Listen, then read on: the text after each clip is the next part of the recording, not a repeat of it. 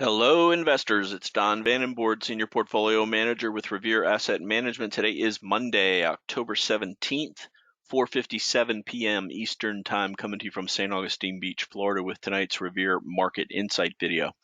State of the market, we continue to be in a correction. Hell of a bear market. You know, they say bear markets wear out, well, they say bull markets crush bears, but bear markets crush bears and bulls, and it's really an absolutely true statement. You have to recognize the type of market that you're in, recognize that big moves up can be very easily met with big moves down, and then those big moves down you can get too oversold, and then short covering kicks in and they can get met with big moves back to the upside. And that's the reason for frustrating both bulls and bears. And we've really seen a lot of that over the last 3 days in the market. And when we take a look at the charts, it'll be very apparent. But basically, the big gap down Thursday morning on disappointing CPI numbers resulted in a 5.5% positive reversal to the upside. So we ended up 2.5% on Thursday. That was met with further gains early just to get all the bulls sucked in, and then a big hard reversal. We end up down 2.5%. And then just as you get the bears sucked in, you get a 2% gap up this morning that ends up sticking and reclaiming Friday's losses. And sitting on your hands is very often the best course of action in markets like this. And that's why we treat bear markets and the 200-day moving average in particular with the respect that they deserve. History just shows that this is the action that you're dealing with, and you can, if you go heavy one way or another, you can really get chopped up. So let's check the trend gauge over here. Market leaders still neutral, arrow switch to green. Short term signs of life here. We poked our head above the 21 in small and mid caps last week, failed on Friday. Back above it for three of the 5 indexes, that being the Dow, mid caps, and small caps, while tech continues to lag down, hold down the S&P 500 and the Nasdaq 100. So we're still showing bearish downtrend short term, but the green arrow pointing to neutral as we're attempting to make some progress. Medium term, we're still firmly below the 50-day moving average. Long term, below the 200-day moving average. A chart anomaly.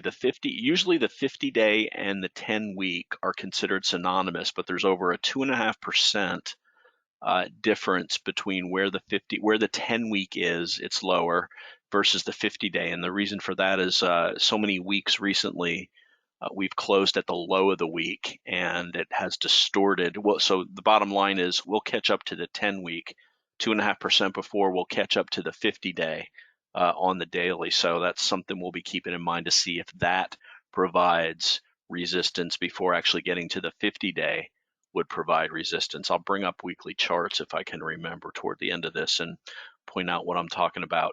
So what happened today? As I said, gap up sticks, reclaim Friday losses, big green returns here, led by growth, which underperformed most of last week, but up 3.4% today, led by ARK K, Kathy Woods. Maybe we beat her up a little too hard.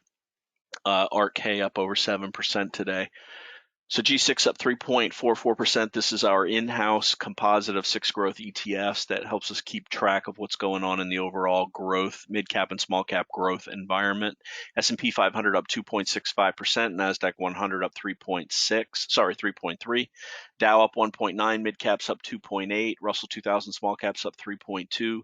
Global Diversified 60/40 stock bond that we use BNDW, that's global bond for the bond ETF, ACWI for the stock ETF, that's a global stock representation. 60% of one, 40% of the other, rebalance it daily, up 1.67% on the day.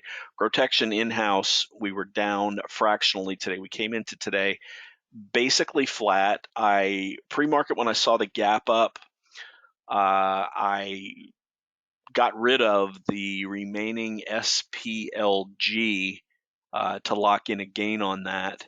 and then we let the SDS sit and ended up taking half of that off as we didn't come off to the downside. We just stuck inside a tight range today. So slight negative returns on the day in-house in GROTECTION.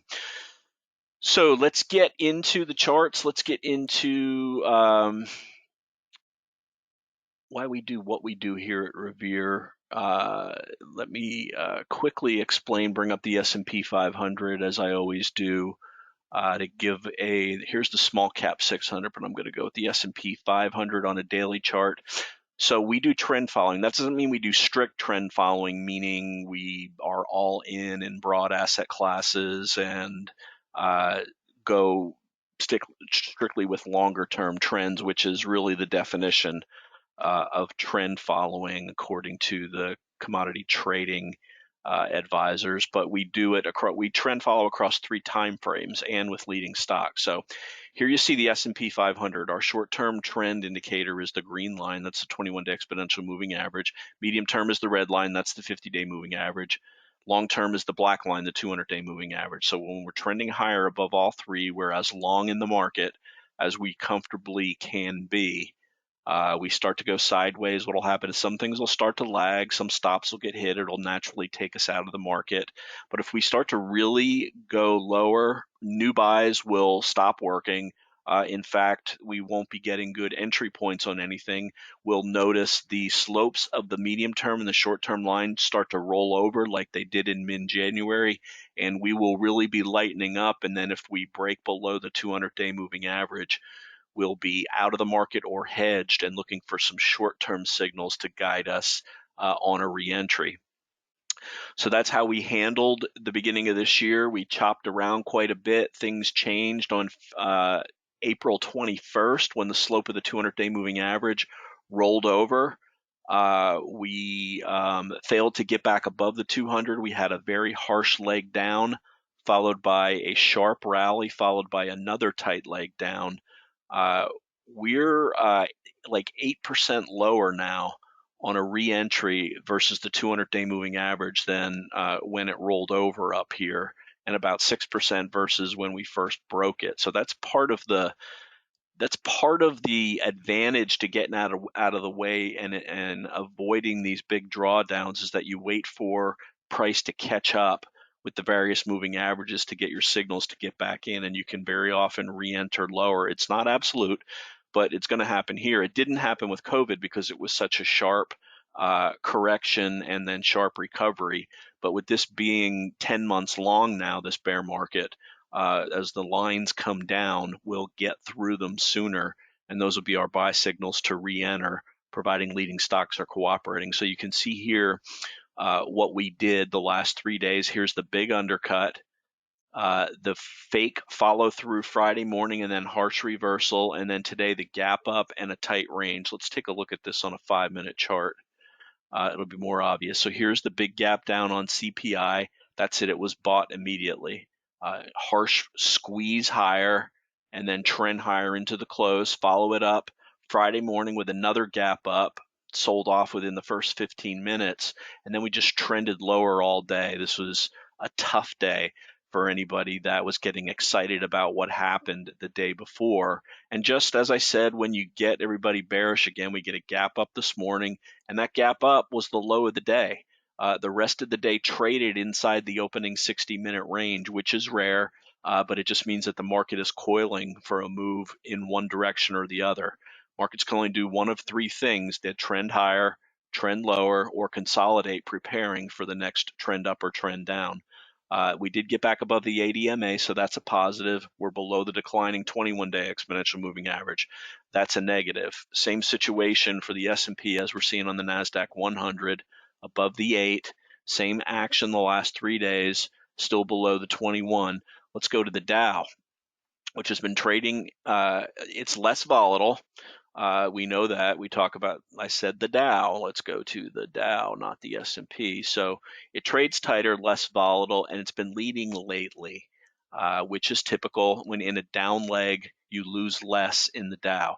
Massive shakeout on Thursday, and then actually a close above the 21. Higher open, negative reversal on Friday, gap up today, held the 30,000 level and the 21-day exponential moving average. The way we approximately weight these indexes is about 35% S&P, 25% NASDAQ 100, 10% Dow, and then 15% each for the mid caps and the small caps. And really, I'm saying weighting when I'm factoring in what the trend gauge is showing across the various time frames. So just because we got 3 of the indexes above the 21, it doesn't weight it more. In this case, that would be the equivalent of about a 40% above the 21-day exponential moving average. But it does tell us to focus on small and mid caps when that's what's working, and avoid the big cap techs, which are clearly lagging. MDY mid caps, same thing with the shakeout, closed right on the 21 on Thursday, got above it, negative reversal, closed basically right on it. Slope of the 21 is flattened out. Note the relative strength over the last 3 weeks in mid caps. And then small caps, IWM, got closed just below the 21 last week, got above it intraday at the open on Friday, negative reversal, closed right on it today. So basically 2 of them right on it, 1 of them slightly above it, enough to turn the arrow green to at least bring to the attention the fact that we're trying to get above our short-term moving average on the indexes. But we're really going to need the tech stocks. It's really XLC, XLK, XLY. Those are the quote-unquote tech sectors, and we're going to need them to start performing. They did certainly perform today, with Tesla being up 7% and Amazon being up 6.5%. So let's get to the tail of the tape. First, let's take a look at bonds. A lot of people are always asking, so let's look at gold. Gold gapped up, negative reversal. The dollar was down big today. Gold should have had a better day, didn't have a better day. It's just, it had its little couple of weeks of relative strength there, but as usual, when the lights come on, gold cowers in the corner. See, it got into the 50-day moving average and then rolled over. Bitcoin, BITO, really just trading tight right around 19. This is the equivalent of 19,000 and 20,000. It hasn't been going anywhere. Just been going tight sideways, which is certainly better than going down. Let's look at the dollar, UUP. Big down day for the dollar today.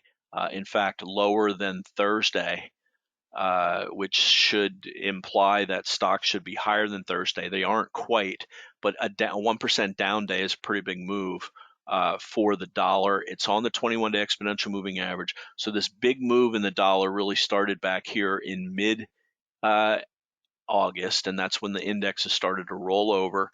We've had 2 closes below the 21-day exponential moving average the entire time for basically the last 2 months. So if this rolls over and we get below the 21, that would be a changing character on the dollar. I would expect a changing character on the indexes from a positive perspective, but we really are under the control of the US dollar right now. I don't know what the catalyst is going to be for dollar weakness.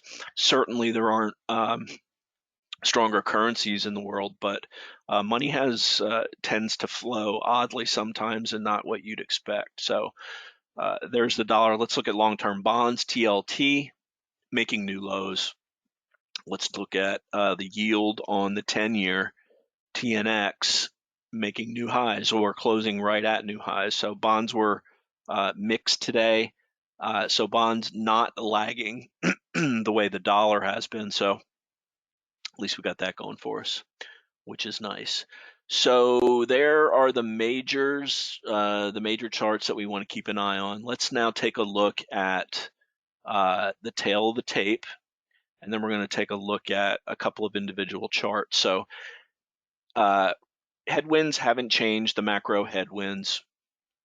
Technical standpoint, we're seeing indecision on this with the stochastic. It's varying. It's lagging on the NASDAQ and the S&P. It's in better shape on the smaller cap and the Dow, but indecision lagging on that. So technical is basically about neutral at the high level. Sentiment put call is 0.99. VIX down 2% today. Would have expected to be down more with the markets up as strong as they were, but the VIX has really been really acting out of character relative to what the index is doing, what it normally does. But if you divide the VIX by 16, that should give you the expected move on the day, and very clearly we were over 2%. So from that standpoint, it's doing its job. We are above, let's take a look at the chart of the VIX here. We're above the moving averages, and we've been trending above the 21-day exponential moving average for the VIX, which again coincides with this leg down. Only one close below the 21 over the last 2 months, so this would also be a change in character if the VIX breaks below the 21 and breaks below 30, and that would certainly be a shot in the arm for the market too.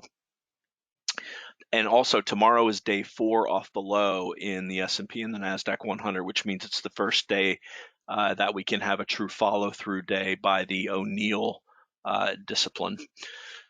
So we're still sticking Fair and Greed up to 29, which is off of extreme fear and back into fear. We're still operating under the bear case, but we still do, from a positive standpoint, have that big undercut and reversal last Thursday, and tomorrow is day 4, as I mentioned. The news of the day was the weak U.S. dollar sparking the rally. We went from a 1 day down to 1 day up on our day count. Neutral expectations coming into today after the big move up, big move down. Well, the gap up stuck, so that's a check in the bull column. Here are the support and resistance levels we were watching. We gapped above support and resistance here, and that held. Didn't get into this big 37.15 to 37.30 area, which is now where the declining 21-day exponential moving average has caught up to. NASDAQ 100 gapped above this fib and into this 269 to 272 area, so it's hanging around the support and resistance level. Action today, as I said, low of the day was put in quite early, then a move up and a tight base the rest of the day. You can see the ranges. It's odd that we get double yellow checks here, but that means the low and the high were inside the low and the high from the first 60-minute, the opening 60-minute range. 11 out of 11 sectors up today, led by cloud stocks. Pre-market net got a big upgrade, and that lit a fire under the clouds. Remember, these things are shorted heavily, so any move on them is going to be exacerbated by shorts covering. You can see, I mean, it's just a blip on the chart, but it was up 13.7% on the day. That gives you an idea of how bad it's been trading. Real estate has been lagging big time, had a bounce. Biotech outperformed, metals outperformed.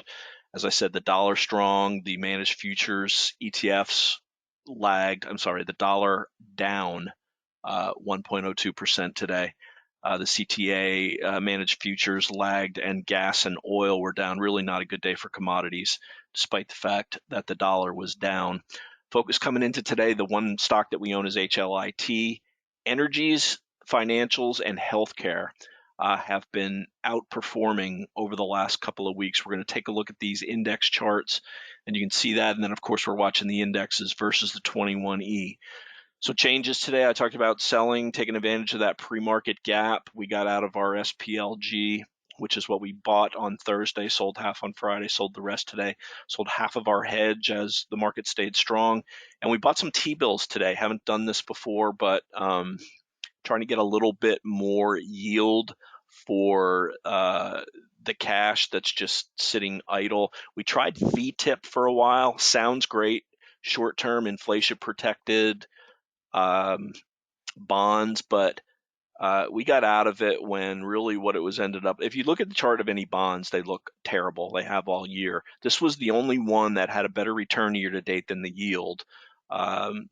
We basically ended up even between the yield and the small loss we took on the NAV on VTIP, but since we sold it, it's continued to go lower as inflation has waned slightly on a month-to-month basis. So basically we have a slightly negative beta right now, negative 0.04. HLIT, 1% position, the only thing we have besides the 5% T-bills and 2.5% inverse ETF on the S&P 500. So the bottom line today, The gap up sticks, tight inside day, reclaim the Friday losses. Looking at day 4 tomorrow. Huge area of resistance here that was support. This 37, really 3,700 to 3,730. So you've got the declining 21 there. You've got 3,715 to 3,730, which was a big support area back in June and July. We got above this big 3,600 area, really that's like 100 point increments, very common. It's kind of a Livermore rule, but as far as Friday was bad, today was as good, undoing all of the losses from Friday and putting us back to where we were after the big move up on Thursday on the big positive inverse on CPI.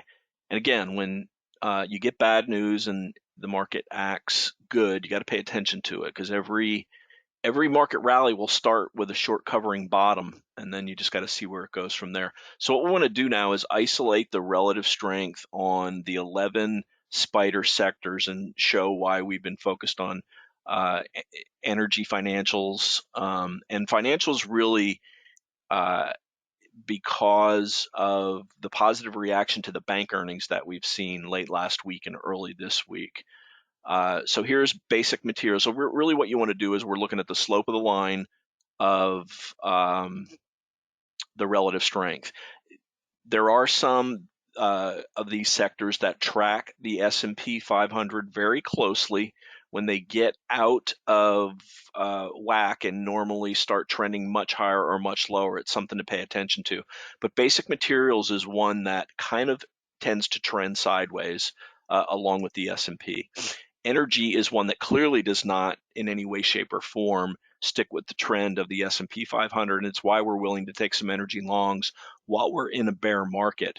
But you can see energy has been outperforming strongly over the last 3 weeks, and when the relative strength forms a cup and handle along with the price, and relative strength didn't go lower than the price did, it's showing how it's standing up. In fact, you can see price has not made a new high, but relative strength has on the XLE sector. And this ETF is led by Exxon and Chevron. Next up, communication services. This is one that kind of is not very volatile, but it does tend to trend when it trends. And you can see it's part of the CKY, let's call it the axis of evil for this year, because they've been trending lower all year. And communication services stocks just not been doing their job. This is like Facebook, Google, trending lower, and it's just a matter of money coming out of this sector after it led for as long as it did. If you look in a weekly chart, you can see XLC led for a while, showed positive relative strength during the move up, and then really rolled over here starting last October, actually. So back to the daily chart, moving on to XLF. Now, the financials kind of keeping track. They're not as volatile on a relative strength basis as energy, so to speak. Occasionally, you get bigger moves up and bigger moves down, but there's been a subtle move higher in financial stocks. You've often heard the old Wall Street saying that the market can't go higher if financials aren't participating.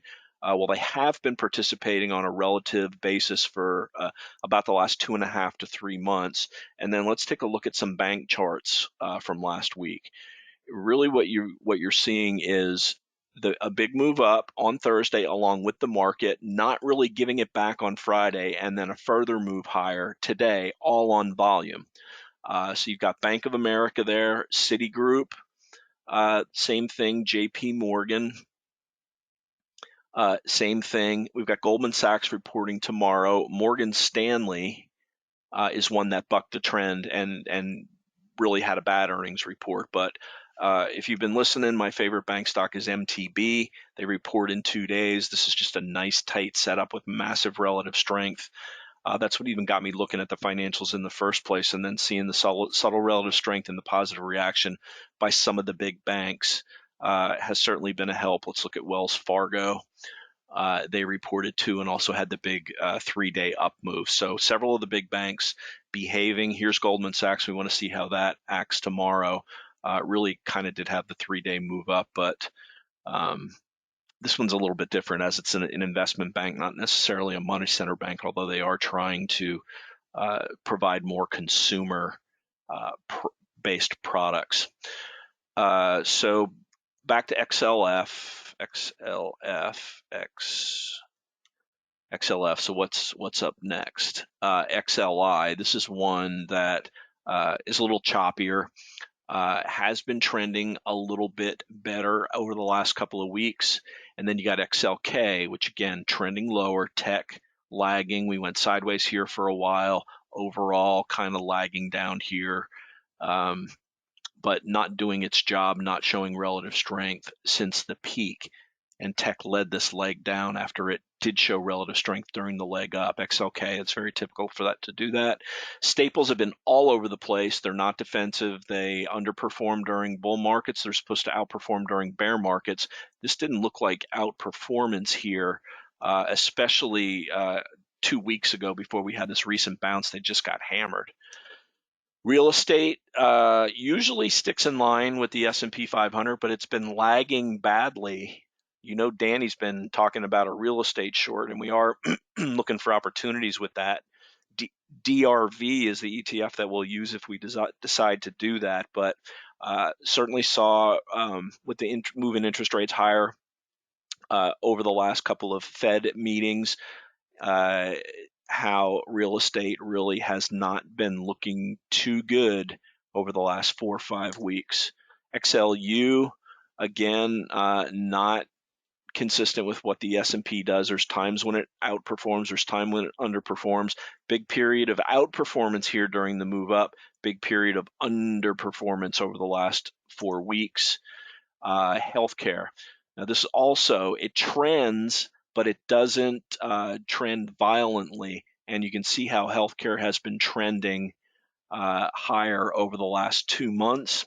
And that's one of the reasons why we're really looking at a lot of what these biotechs are doing. That may be where the market gets its growth exposure because of how tech has been so torn apart. And then finally, consumer discretionary. This is Amazon and Tesla, basically. So you can see how it's underperformed recently because Tesla has underperformed. When Tesla outperforms and Amazon, it outperforms. So that's the look at the 11 sectors. That's why we came into those 3 as the focus for this morning and digging down into the best opportunities there.